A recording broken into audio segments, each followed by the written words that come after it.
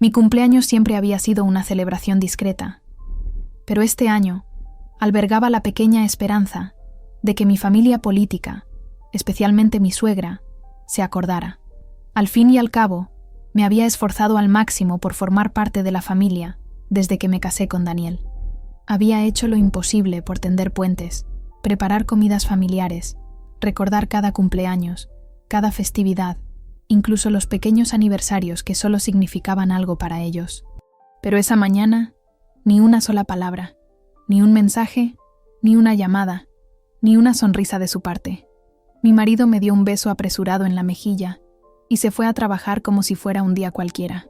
«Feliz cumpleaños a mí», susurré en la cocina vacía, con el eco de la puerta principal resonando aún en nuestro chalet de Pozuelo. 3 años de matrimonio, y Daniel seguía tratando mi cumpleaños como un recordatorio incómodo en su calendario. Había prometido que esta vez las cosas serían diferentes. «Lo haré especial, Elena», había dicho la semana pasada sin apenas levantar la vista del móvil. Debería haberlo sabido.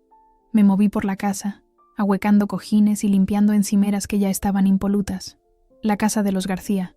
Así la llamaba todo el mundo, aunque yo llevara años viviendo aquí. Nunca la sentí realmente mía. Las paredes seguían adornadas con fotos de la primera boda de Daniel, y los rostros severos de sus padres me observaban desde marcos dorados mientras yo intentaba construir una vida aquí. Mi móvil vibró y mi corazón dio un vuelco.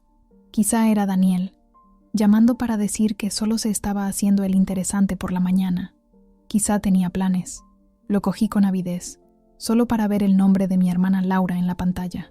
«Felicidades, hermanita», dijo alegremente cuando contesté. «¿Qué plan hay para hoy? ¿Te lleva Daniel a algún sitio bonito?» Dudé, no queriendo admitir la verdad. «Este año lo celebramos con algo tranquilo». «¿Tranquilo?» El tono de Laura se agudizó. «Elena, por favor, dime que se ha acordado». «Claro que sí». Mentí, mirando por la ventana los pinos que bordeaban nuestra calle. Las hojas empezaban a caer, mi época favorita del año. «Solo que está muy ocupado con el trabajo. Lo celebraremos esta noche». Laura no pareció convencida, pero no insistió. Después de colgar, revisé mis redes sociales. 23 felicitaciones de amigos, antiguos compañeros de trabajo, incluso de mi dentista. Nada de nadie de la familia de Daniel, ni siquiera de su hermana Sofía, con quien pensé que había congeniado las navidades pasadas. A mediodía, decidí hornear. No para mí. No podía soportar la idea de hacerme mi propia tarta de cumpleaños, sino para la señora Pérez, la vecina anciana de mi suegra. Había mencionado que quería probar mi bizcocho de limón, y llevárselo me daría una excusa para ver si Margarita, mi suegra, simplemente había olvidado qué día era. La cocina se llenó del aroma a limón y vainilla mientras trabajaba.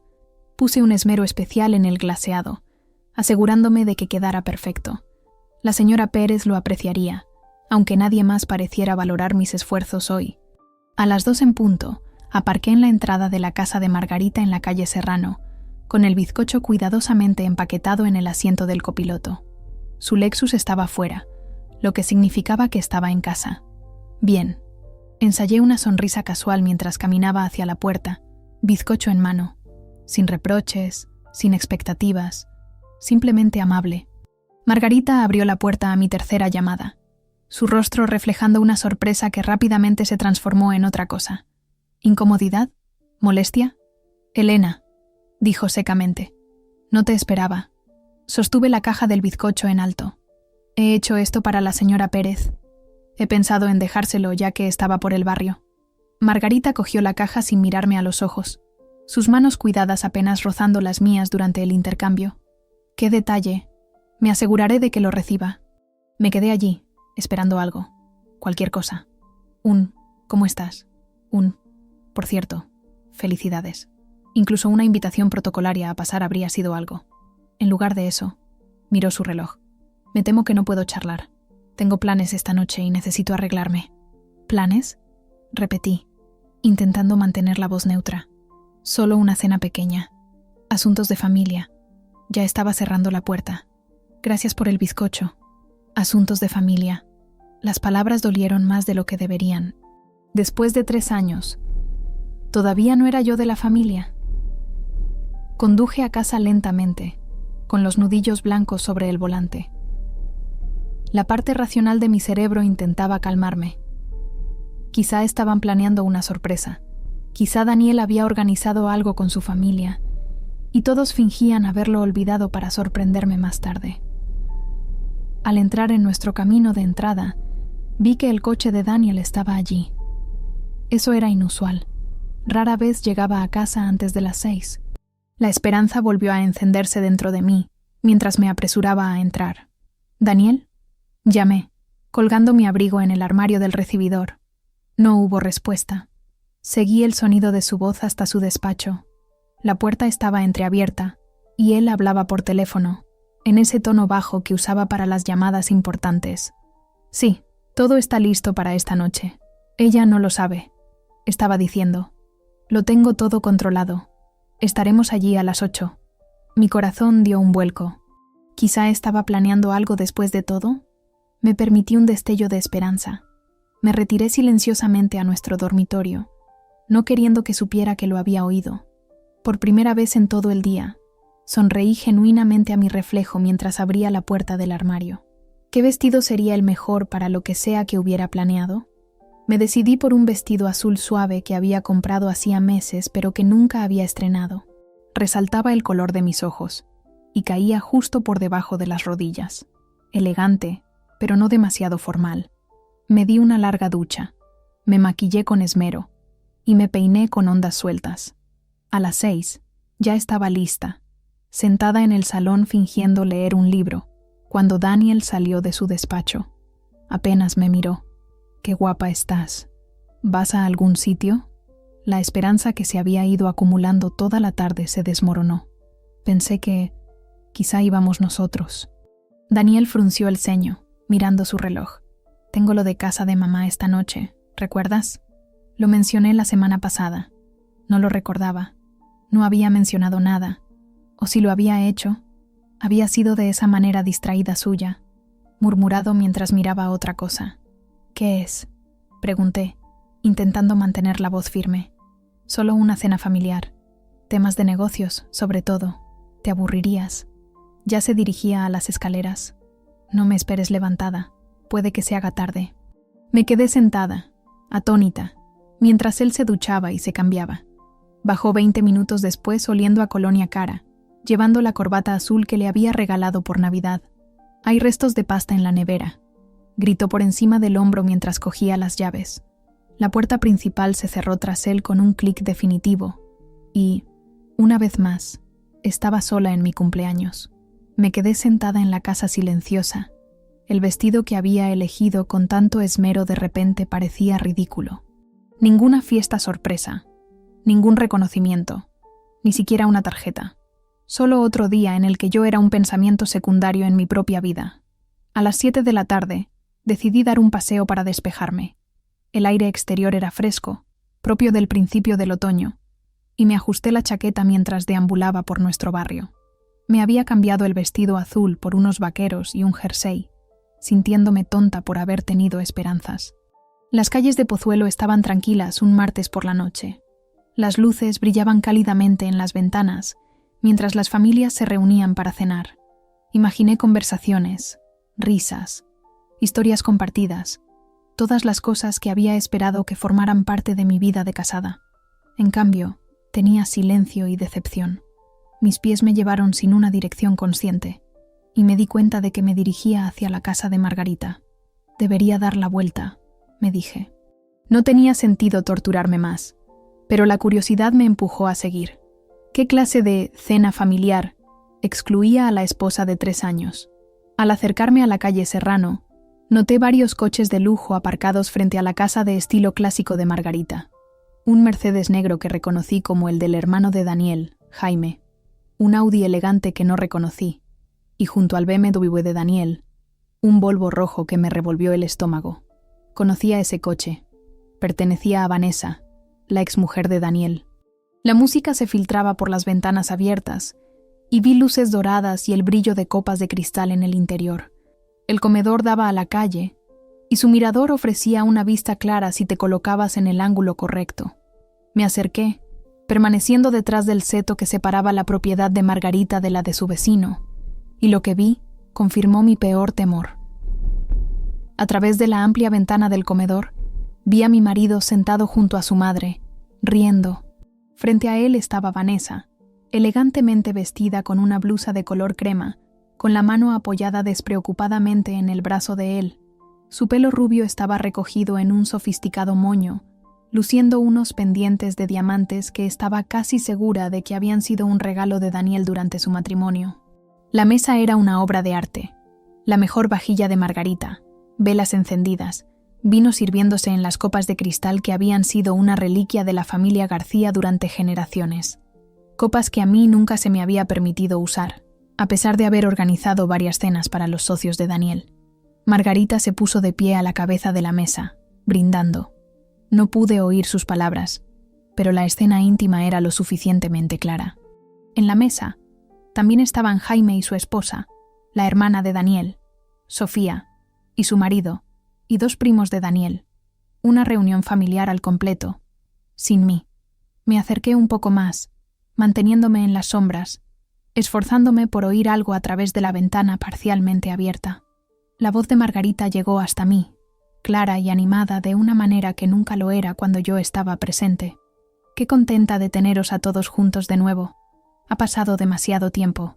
Vanessa se rió de algo que Daniel le susurró, y vi cómo le apretaba la mano. No era la interacción incómoda de excónyuges obligados a ser cordiales. Era familiar, cómoda, como si el tiempo no hubiera pasado, como si yo no existiera. Por la familia, continuó Margarita con la copa en alto, y por los nuevos comienzos. Los demás secundaron su brindis con entusiasmo. ¿Nuevos comienzos? Mi mente se aceleró con implicaciones que no quería afrontar. Observé cómo comían y reían, cómo Daniel rellenaba la copa de vino de Vanessa con una familiaridad que hablaba de años juntos. Observé cómo Margarita les sonreía desde el otro lado de la mesa, su sonrisa más amplia y genuina que cualquiera que me hubiera dirigido a mí. Observé cómo Jaime le daba una palmada en el hombro a Daniel, en lo que parecía ser una felicitación. Un camarero apareció de la cocina.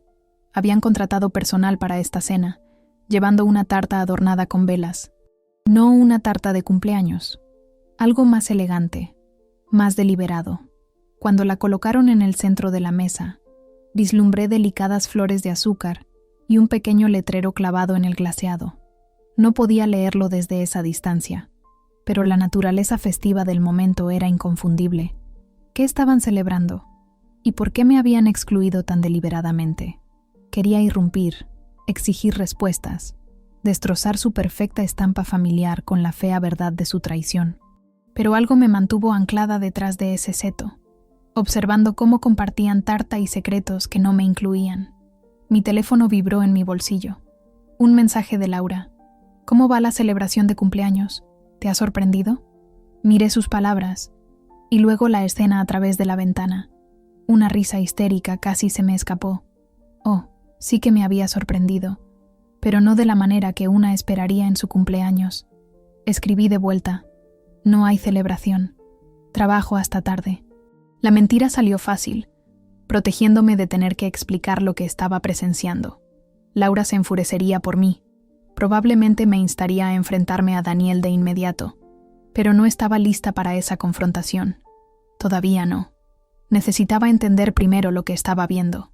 Mientras observaba, Vanessa se levantó, se dirigió a una pequeña mesa auxiliar y volvió con lo que parecían ser documentos. El ambiente pasó de festivo a serio mientras los papeles circulaban. Daniel y Margarita los estudiaron atentamente. Luego Daniel cogió un bolígrafo y firmó algo. ¿Qué estaba pasando? ¿Era esto realmente solo negocios, como él había afirmado? Las piernas empezaban a acalambrárseме por estar agachada detrás del seto, y el aire de la noche se había vuelto más frío. Pero no podía apartarme. Necesitaba ver esto hasta el final. Reunir cada detalle de su traición para que, cuando finalmente me enfrentara a ellos, no pudieran inventar más mentiras. Vanessa recogió los papeles firmados, guardándolos cuidadosamente en un portafolio de cuero. Luego levantó su copa de nuevo, y esta vez pude leer claramente sus labios mientras decía, «Por nosotros». Daniel chocó su copa contra la de ella, su expresión una que no había visto en mucho tiempo, abierta, genuinamente feliz. El tipo de mirada que le das a alguien a quien amas profundamente. Sentí una extraña calma invadirme cuando finalmente me alejé. Sin lágrimas, sin pánico, solo claridad. Las piezas estaban encajando. Las noches hasta tarde, en la oficina, las misteriosas llamadas telefónicas, la forma en que Margarita había estado aún más fría y distante de lo habitual estos últimos meses. No solo me estaban excluyendo de una cena, me estaban excluyendo de su futuro. Caminé a casa lentamente, mi mente barajando posibilidades. ¿Planeaba dejarme? ¿Se estaban reconciliando? ¿O era algo completamente diferente? Fuera lo que fuese, una cosa estaba clara. Me habían mantenido deliberadamente en la oscuridad. Me habían dejado en ridículo en mi propio cumpleaños. Nuestra casa estaba a oscuras cuando volví, exactamente como la había dejado.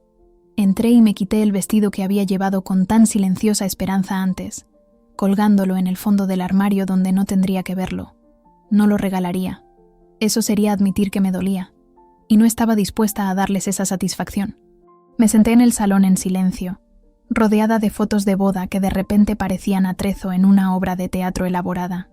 Mirándolas ahora, podía ver lo que antes se me había escapado.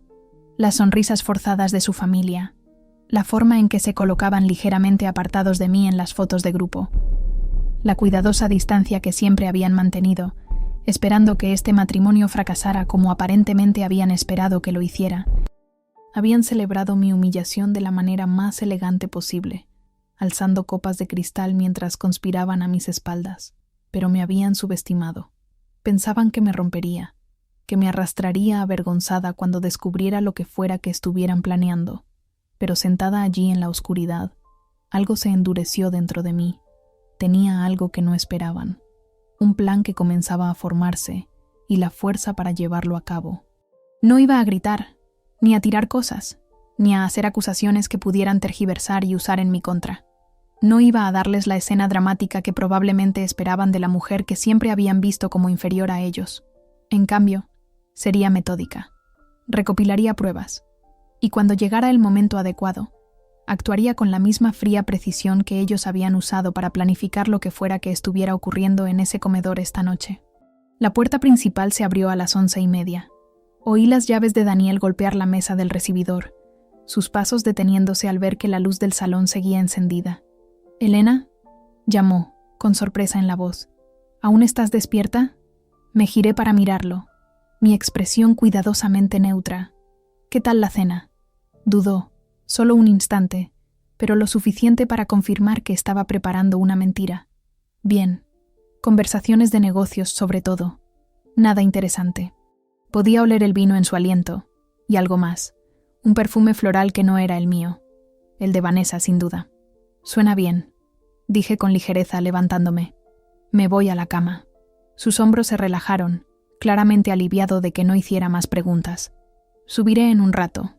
Solo necesito revisar unos correos». Más mentiras.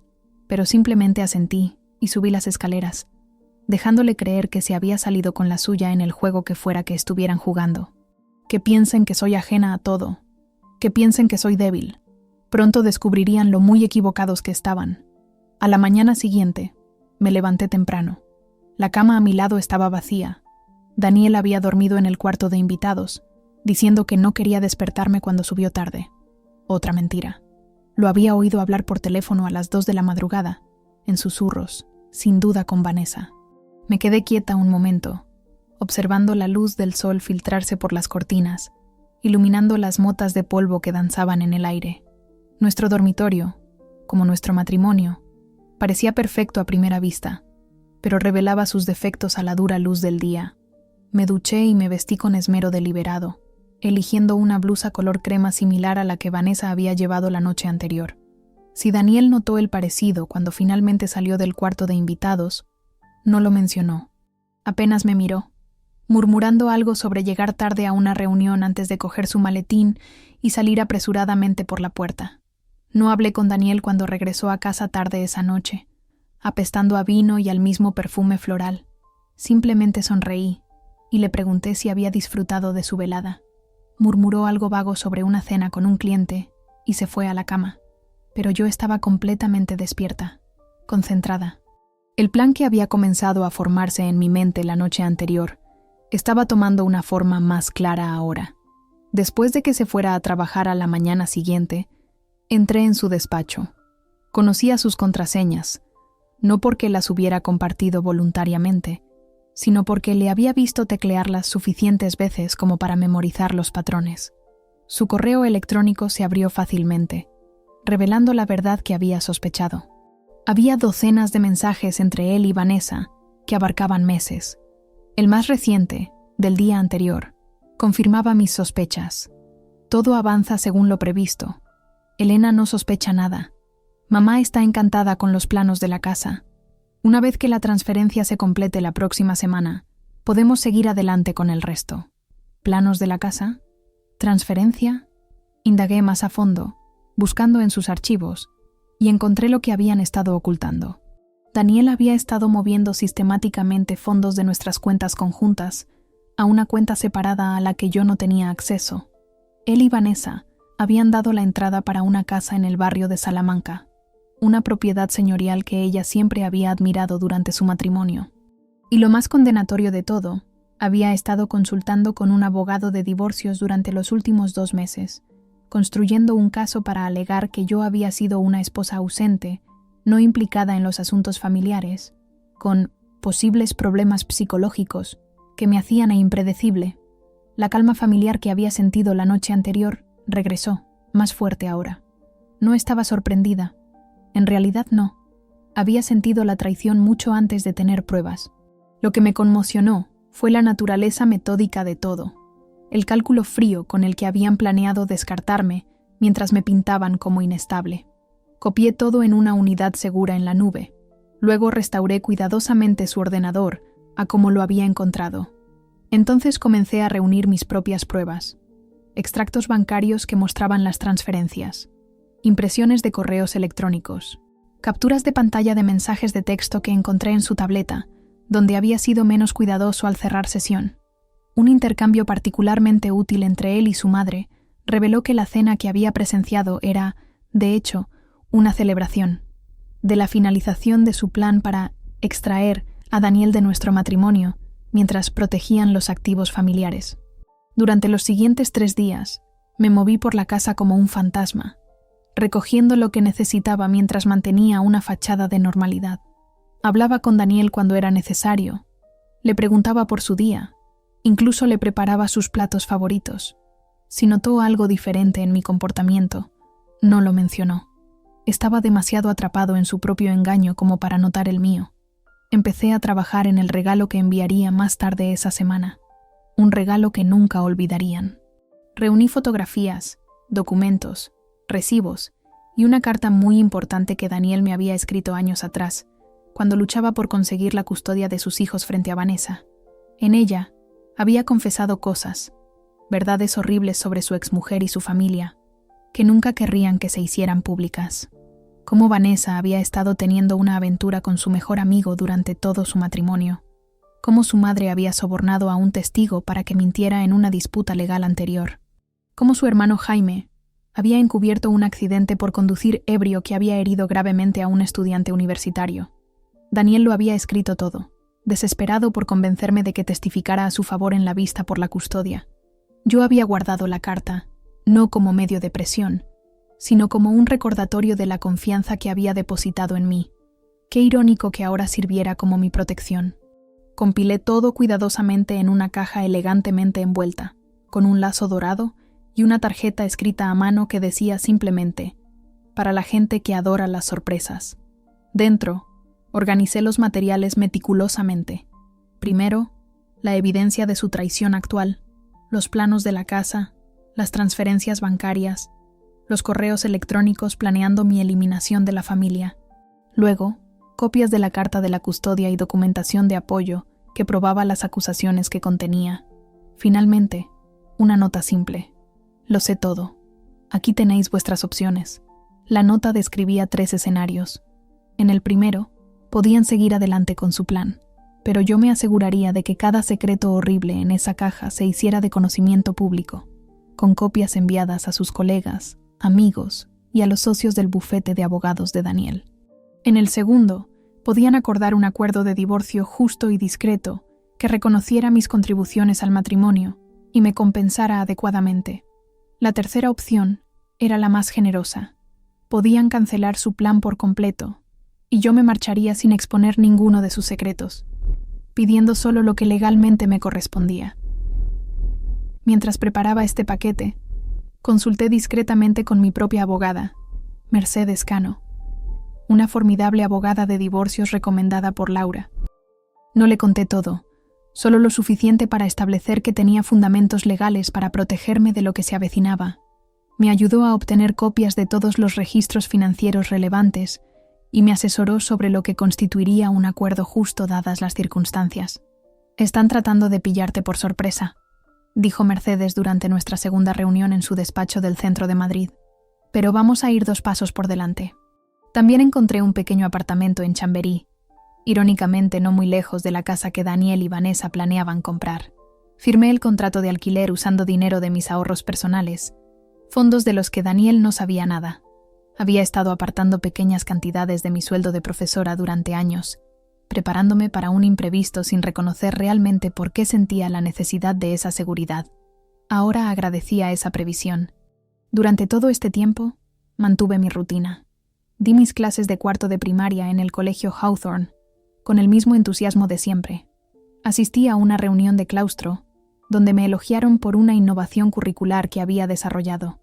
Incluso, tomé un café con la mejor amiga de Sofía, Raquel, quien claramente no tenía idea de los planes de la familia, y charlaba alegremente sobre una próxima cena benéfica que la familia García estaba organizando. «Estarás allí, ¿verdad?», preguntó Raquel. «Margarita lleva meses planeándola». «Por supuesto», sonreí, sabiendo que nunca más asistiría a otra función de la familia García. La pieza final encajó cuando supe por la agenda de Daniel que la familia se reuniría de nuevo ese fin de semana, esta vez para la fiesta de compromiso de su primo Andrés, en el Hotel Palace, el lugar perfecto para que mi paquete hiciera su aparición. Entregué el paquete esa tarde al hotel, llegando 2 horas antes de que comenzara el evento. Me había vestido cuidadosamente para la ocasión, con un sencillo vestido negro que me hacía parecer elegante pero discreta, el tipo de mujer que el personal del hotel apenas notaría. En la recepción, sonreí al joven de turno. «Tengo una entrega para la fiesta de compromiso de los García», dije, colocando la caja elegantemente envuelta en el mostrador. «Es una sorpresa de la familia del novio». El joven asintió, consultando su ordenador. «Sí, la fiesta de Andrés García en el Salón Real. ¿Quiere que alguien lo entregue durante el evento?» Asentí. «Sería perfecto. ¿Podría pedir que se presente durante el postre? Está pensado para ser el colofón de la velada». «Por supuesto, señora. Nos encargaremos de ello». Le di una generosa propina, asegurándome de que mi petición se cumpliera, y luego me alejé, tranquila y serena, con una sonrisa que me había ganado a pulso durante cada año de silencio, cada insulto tragado, cada cumpleaños olvidado. Al atravesar las puertas giratorias del hotel, me sentí más ligera que en años. El paquete estaba entregado. La verdad estaba en marcha. Y por primera vez desde el día de nuestra boda, yo era quien controlaba lo que sucedería a continuación. Conduje hasta mi nuevo apartamento, donde ya esperaban cajas con mis pertenencias esenciales. Las había movido gradualmente durante los últimos días mientras Daniel estaba en el trabajo. Nada que él notara de inmediato, solo ropa que rara vez usaba, libros que ya había leído, recuerdos personales que solo me importaban a mí. Los muebles más grandes y los enseres del hogar vendrían más tarde, después de la inevitable confrontación. Por ahora, este pequeño espacio con su vista a un parque cercano era mi santuario, mi plataforma de lanzamiento para una nueva vida. Me senté junto a la ventana con una copa de vino, viendo el atardecer, y esperé a que comenzara el caos que había orquestado cuidadosamente. La caja fue entregada justo cuando se cortaba la tarta. Yo no estaba allí, pero recibí una avalancha de mensajes en cuestión de minutos. Una de las invitadas, una prima lejana con la que siempre me había llevado bien, me envió una nota de voz temblorosa. «¿Qué has hecho? Tu paquete lo ha detenido todo». Me senté tranquilamente en mi apartamento, escuchando el viento moverse entre los árboles fuera de mi ventana. Mi silencio era ahora su ruido. Mi teléfono empezó a iluminarse con mensajes y llamadas casi simultáneamente. Daniel, Margarita, Jaime, incluso Sofía, que siempre había mantenido una cuidadosa distancia de los dramas familiares. Silencié el dispositivo y lo puse boca abajo en la mesita de centro. Podían esperar. Yo había esperado durante años. En lugar de responder, desempaqué una pequeña caja de libros, colocándolos en las estanterías empotradas que habían sido uno de los puntos fuertes del apartamento. El espacio era modesto, un dormitorio con un pequeño rincón de estudio y una cocina americana, pero los techos altos y las grandes ventanas lo hacían sentir espacioso.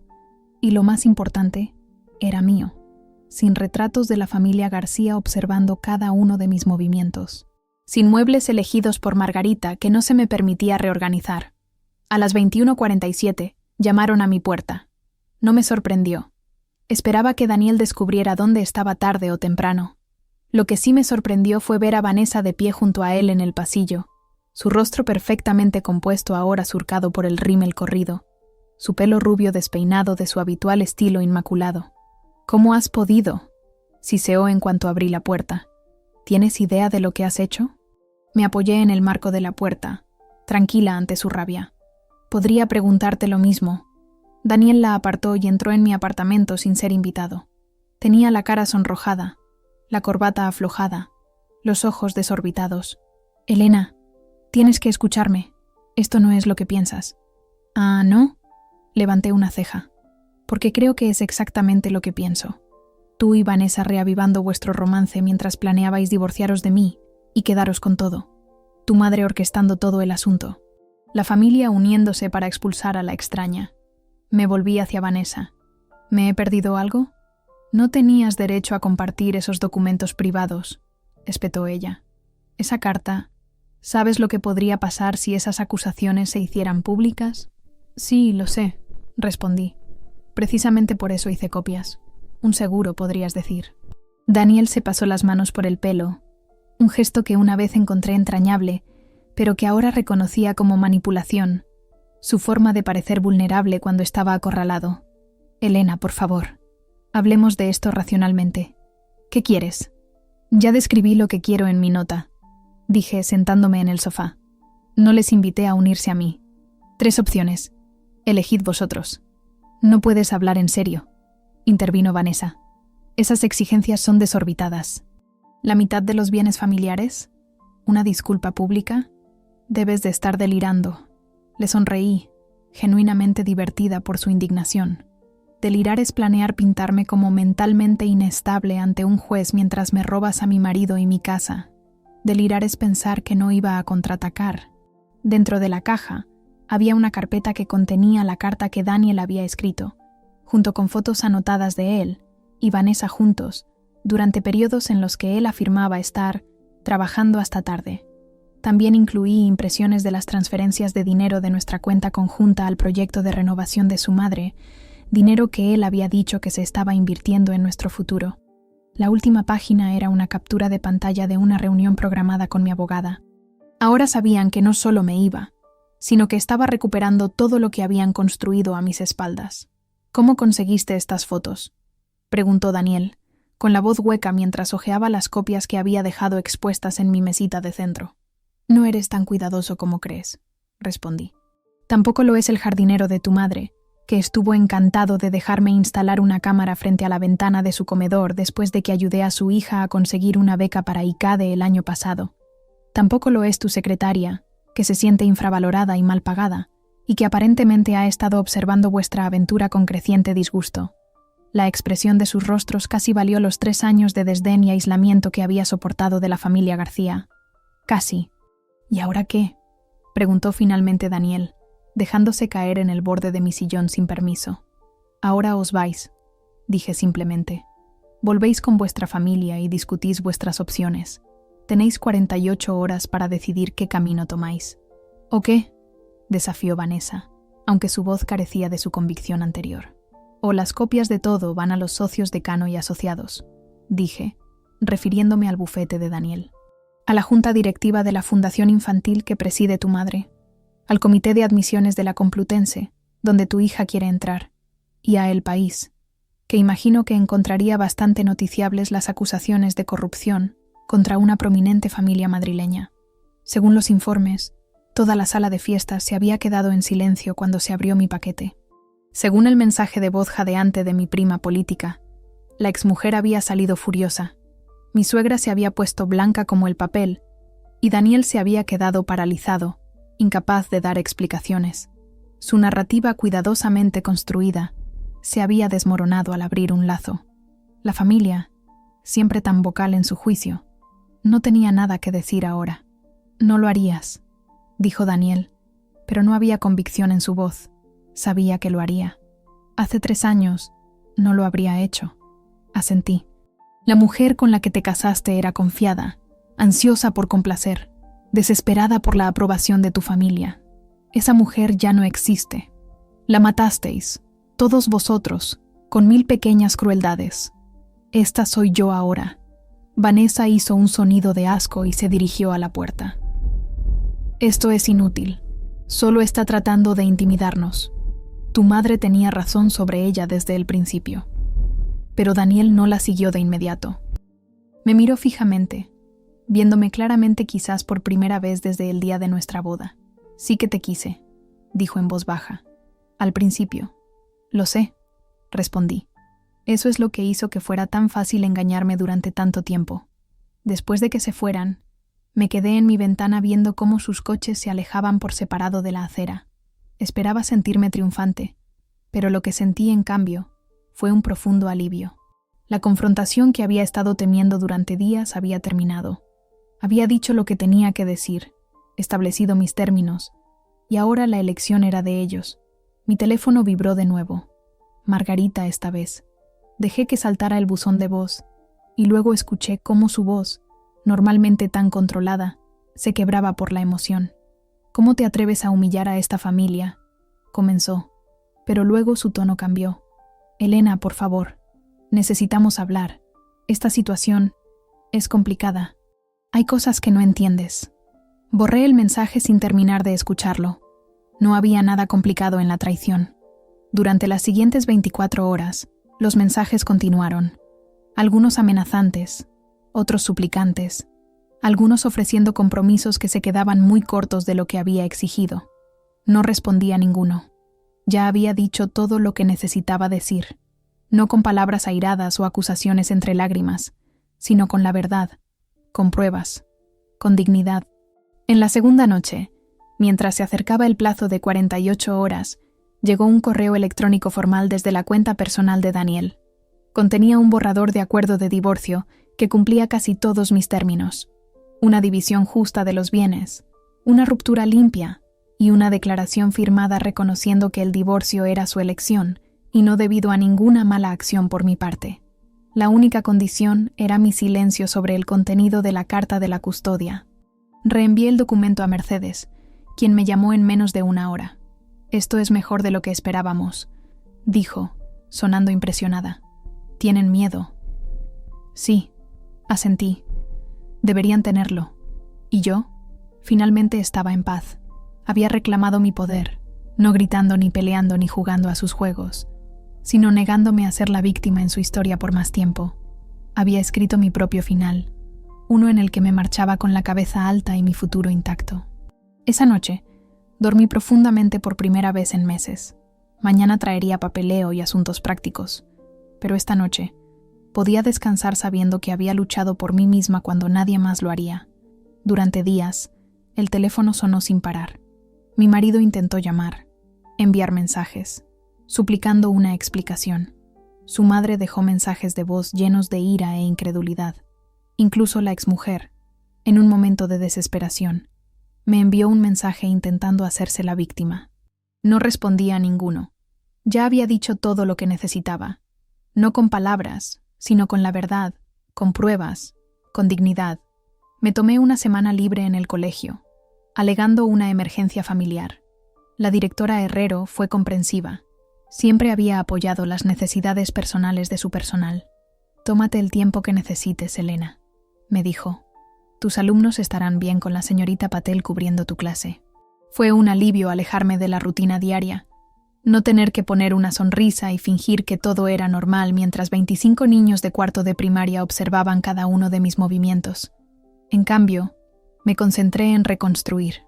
Cada mañana, caminaba por el parque, observando la ciudad despertar. Había algo sanador en ver a otros avanzar con tanto propósito, tanta disciplina. Comencé a ver mi vida de la misma manera, un movimiento constante hacia adelante, cada paso alejándome más de la orilla que había dejado atrás. Mercedes trabajó eficientemente para finalizar el acuerdo de divorcio. Nos reunimos en su despacho con vistas a la Gran Vía, el horizonte de Madrid como un telón de fondo dramático para el desmantelamiento de mi matrimonio. No están oponiendo resistencia a nada, señaló sorprendida. Eso es inusual en un divorcio con tantos bienes, especialmente con una familia como los García. Tienen demasiado que perder, respondí, firmando otro documento sin dudar. Bueno, sea cual sea la baza que tienes, está funcionando. Me entregó otro formulario. Esto finaliza la división de la propiedad. El chalet de Pozuelo se lo queda Daniel, pero la compensación por tu parte es más que justa, y conservas tus planes de pensiones intactos, más la suma del acuerdo que discutimos. Lo firmé, sintiendo nada más que alivio. La casa nunca había sido mía de todos modos. No realmente. Que se la quede, con todos sus rincones fríos y ojos vigilantes. Daniel intentó organizar una reunión final a través de nuestros abogados. Quiere cerrar el ciclo, explicó Mercedes escéptica. Personalmente, creo que solo quiere salvar las apariencias. No, dije con firmeza. No queda nada que decir.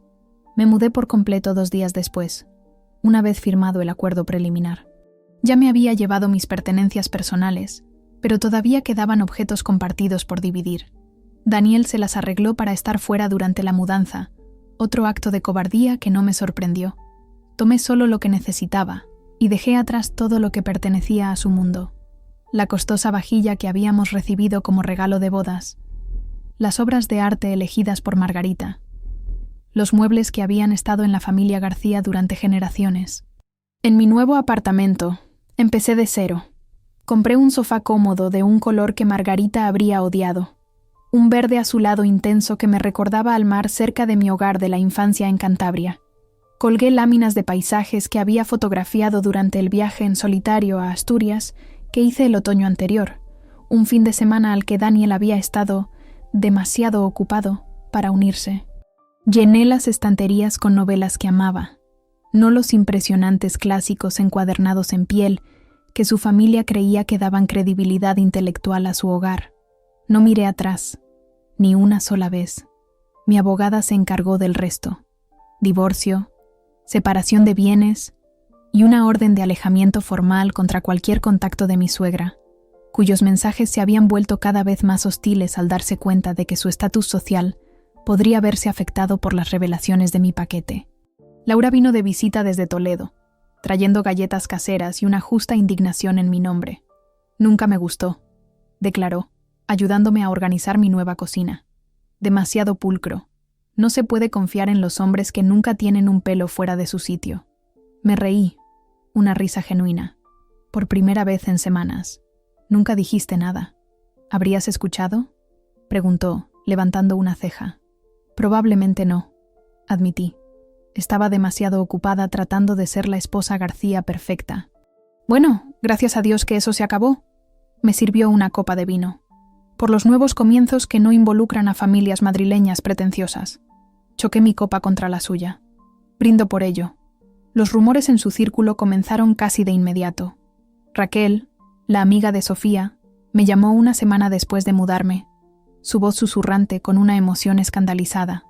Todo el mundo está hablando de lo que pasó en la fiesta de compromiso de Andrés, dijo.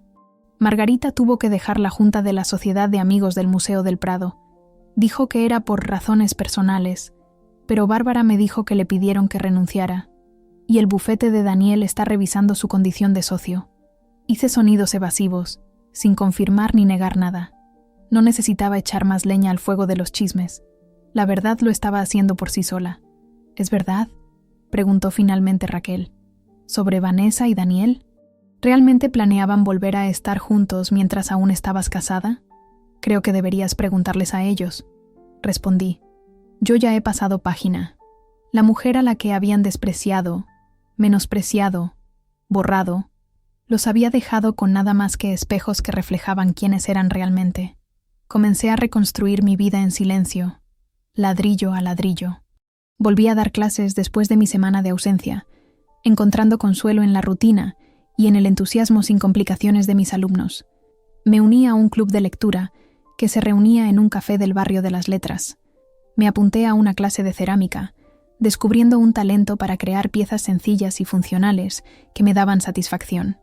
Un sábado a principios de noviembre me encontré con Jaime y su esposa, Sandra, en el mercado de San Miguel. Estaba eligiendo manzanas cuando oí la risa distintiva de Sandra. Levanté la vista y los vi a unos puestos de distancia, de espaldas a mí. Por un momento, consideré escabullirme sin ser vista. Entonces Jaime se giró y nuestras miradas se encontraron. El color desapareció de su rostro. Le susurró algo a Sandra, quien se giró para mirarme con un shock indisimulado. Simplemente asentí en reconocimiento y seguí eligiendo mi fruta. Se marcharon apresuradamente, su compra aparentemente olvidada. Más tarde ese día, recibí un mensaje de Jaime, la primera comunicación de un miembro de la familia García en semanas que no fuera filtrada por abogados. Elena, quiero que sepas que no todos formamos parte de lo que Daniel y mamá estaban planeando. Sandra y yo no supimos nada hasta esa noche. No pido perdón, solo quería que lo supieras. No respondí. Su complicidad podría no haber sido activa, pero su silencio a lo largo de los años había permitido su comportamiento. Los desprecios casuales, las bromas internas de las que no era partícipe, los eventos familiares donde me trataban como un añadido. Lo había visto todo y no había dicho nada. En diciembre, el divorcio se finalizó con una rapidez sorprendente, acelerado por el deseo de la familia García de hacer desaparecer toda la situación. Recibí la notificación de Mercedes por correo electrónico mientras corregía exámenes de matemáticas durante mi hora de almuerzo. «Es oficial», decía su mensaje. «Enhorabuena por tu nuevo comienzo». Miré esas palabras, dejando que su significado me invadiera. Ya no era Elena García. Había recuperado mi apellido de soltera, Fuentes, junto con mi independencia. El dinero del acuerdo estaba en mi cuenta, suficiente para comprar un pequeño piso propio si lo deseaba, para viajar, para no volver a preocuparme por la seguridad financiera. Esa noche, abrí una botella de champán que había estado guardando. No la compartí con nadie. Esta celebración era solo mía. Me paré junto a mi ventana, copa en mano, viendo cómo empezaba a nevar sobre Madrid. Los copos captaban el brillo de las farolas, convirtiendo la escena ordinaria en algo mágico. Había pasado 3 años de mi vida tratando de ganarme el amor de personas incapaces de darlo. 3 años atenuando mi luz para no eclipsar a quienes necesitaban ser el centro de atención. 3 años disculpándome por ocupar espacio en una familia que nunca tuvo la intención de hacerme un hueco. Pero mientras observaba la nieve transformar el mundo exterior, me di cuenta de que esos años no fueron un desperdicio. También me habían transformado a mí, de una mujer que buscaba aprobación a una que entendía su propio valor, de alguien que temía la confrontación a alguien que podía mantenerse firme en su verdad, de una persona que aceptaba migajas de afecto a una que no se conformaría con nada menos que un respeto genuino. En el silencio de mi nuevo hogar, comencé a respirar plenamente de nuevo. El aire sabía dulce, no contaminado por mentiras y pretensiones. Mañana traería nuevos desafíos, nuevas oportunidades, nuevos comienzos. Pero esta noche celebraba el fin de algo que debería haber terminado hace mucho tiempo. Mi disposición a ser invisible en mi propia vida. Mi siguiente cumpleaños llegó más rápido de lo que esperaba. Las estaciones habían cambiado de invierno a primavera a verano, y de repente era septiembre de nuevo. No hice una fiesta. No necesitaba flores, regalos ni gestos vacíos. Pasé la mañana paseando por el Retiro con un café en la mano, sintiéndome ligera. «Feliz cumpleaños a mí», susurré, y esta vez las palabras no estaban teñidas de amargura o decepción. Eran simplemente un reconocimiento, un marcador suave de otro año vivido, otro año sobrevivido. En los meses transcurridos desde el divorcio, me había instalado en un ritmo que sentía auténticamente mío. Había usado parte del dinero del acuerdo para comprar un pequeño ático en Malasaña, un barrio vibrante de Madrid. Era el último piso de un edificio rehabilitado, con techos abuhardillados y ventanas que llenaban el espacio de luz. El anterior propietario había sido un carpintero que había restaurado los suelos de madera originales y construido estanterías a medida que ahora albergaban mi creciente colección de novelas, guías de viaje y las piezas de cerámica que había hecho en mi clase. También había aceptado un nuevo puesto en un innovador colegio concertado en Chamberí, donde estaba desarrollando un programa de escritura creativa para alumnos de primaria. El trabajo era desafiante y gratificante de maneras que mi anterior trabajo docente no lo había sido. Mi directora, Marisa, se había convertido en una amiga además de una colega, a menudo acompañándome en las caminatas de los sábados por la Sierra de Guadarrama. ¿Y bien, planes de cumpleaños?, preguntó durante nuestra última excursión, mientras nos deteníamos para admirar la vista.